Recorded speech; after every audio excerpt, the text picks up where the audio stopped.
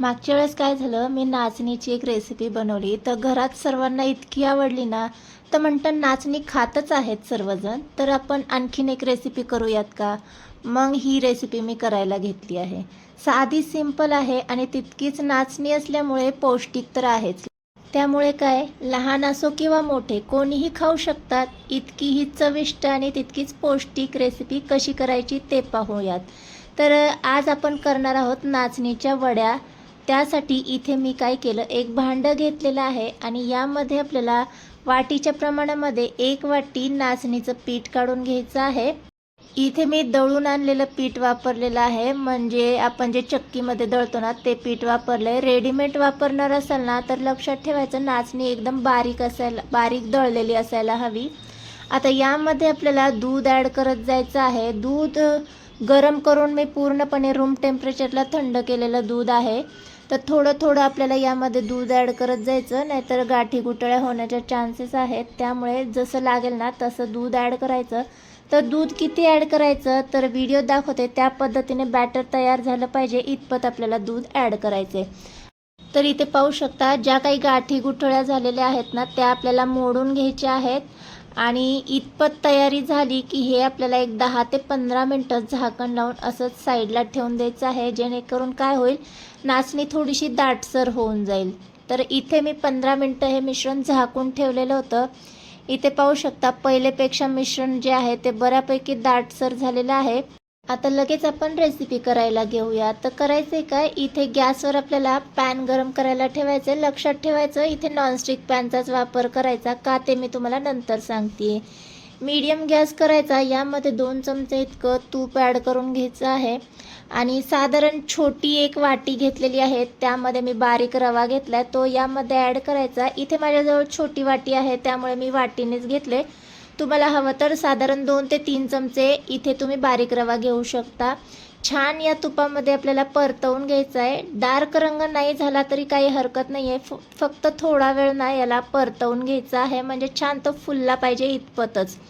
छान असा परतवून झालेला आहे. आता यामध्ये आपण जे मिश्रण तयार केलेलं आहे नाचणीचं, ते आपल्याला थोडं थोडं यामध्ये ॲड करत जायचं आहे आणि एका हाताने मिक्स करत जायचं आहे. मिश्रण हे लगेच पॅनला चिटकायला लागतं, त्यामुळे इथे मी मगाशी सांगितल्याप्रमाणे नॉनस्टिक पॅनचा वापर करायचा आणि सतत मिक्स करत राहायचं. अजिबात इथे थांबायचं नाही आहे, नाहीतर याच्या गाठी गुठळ्या होऊ शकतात आणि मिश्रण तळाला चिटकू शकतं. तर इथे पाहू शकता, अगदी मिनिटभरातच हे मिश्रण या पद्धतीने दाटसर झालेलं आहे.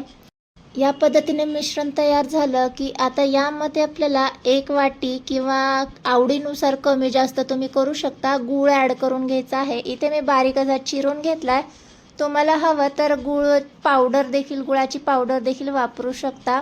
आता छान हा गूळ देखील आपल्याला या मिश्रणामध्ये मिक्स करून घ्यायचा आहे. तर कधीपर्यंत मिक्स करायचा आहे, हा जो चिरलेला गूळ आहे ना हा पूर्ण एकजीव होईपर्यंत, म्हणजे हा पूर्ण मेल्ट होऊन एकजीव होईपर्यंत आपल्याला हे मिक्स करून घ्यायचं आहे.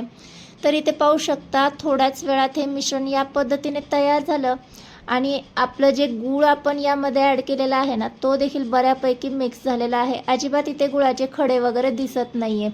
आता यामध्ये वेलची पावडर ॲड करायची, चिमूटभर मीठ ॲड करून घेतलेलं आहे आणि आणखी थोडंसं 1 चमचाभर तूप यामध्ये ॲड करते आणि पुन्हा शेवटचं थोडंसं मिक्स करून घेऊया. सगळं मिश्रण एकजीव करून घेऊया आणि परफेक्ट इथे मिश्रण तयार झालं आहे. तर तयार झालेलं कसं करणार, अर्थातच ते पॅनला सोडायला लागलेलं आहे आणि याचा थिक असा गोळा झाला, म्हणजे हे मिश्रण छान असं शिजलेलं आहे. आता काय, गॅस बंद करून घ्यायचा आहे आणि हे मिश्रण आपल्याला गरम असतानाच एका प्लेटमध्ये काढून घ्यायचं आहे. ही सर्व तयारी करण्याच्या अगोदरच मी काय केलं होतं, प्लेटला ना तुपाने ग्रीस करून घेतलं, म्हणजे आपल्या ज्या वड्या आपण करणार आहोत ना त्या सेपरेट व्हायला मदत होते. त्यामुळे अगोदरच तुपाने ग्रीस करून घ्यायचे. गरम असतानाच हे मिश्रण असं प्लेटमध्ये पसरवून घ्यायचं, म्हणजे ते छान एकसारखं पसरलं जातं. तर थंड करत बसला ना तर त्याला थोडेसे क्रॅक्स येऊ शकतात, त्यामुळे गरम असतानाच हे पसरवून घ्यायचे. आवडीनुसार ड्रायनट्स तुम्ही यावर भुरभरून घेऊ शकता. मी इथे ना सफेद तीळ घालून घेतलेले आहेत, म्हणजे ते दिसायलाही छान दिसतात. थोडंसं वाटीने याला हलकंसं प्रेस करून घेऊया, म्हणजे सफेद तीळ जे आपण लावलेले आहेत ना ते छान चिटकवून जातील. आता गरम असतानाच ना काय करायचं, थोडेसे याला असे कट मारून घ्यायचे आहेत, म्हणजे आपण जेव्हा वडी सेपरेट करू ना ते आपल्याला सेपरेट करायला सोपं जातं.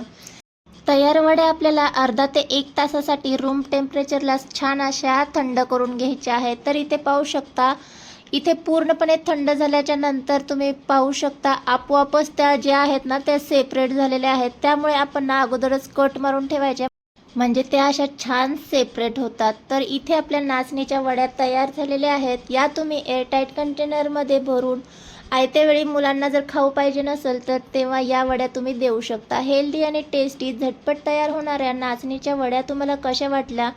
वड्या तुम्हाला आवडल्या असेल तर व्हिडिओला हाईप करा. चॅनलवर नवीन आला असाल तर सबस्क्राईब केल्याशिवाय मात्र जाऊ नका. भेटूया अशाच एका नवीन साध्या सोप्या हेल्दी आणि टेस्टी रेसिपीसोबत. तोपर्यंत मस्त खा आणि स्वस्त रहा. बाय.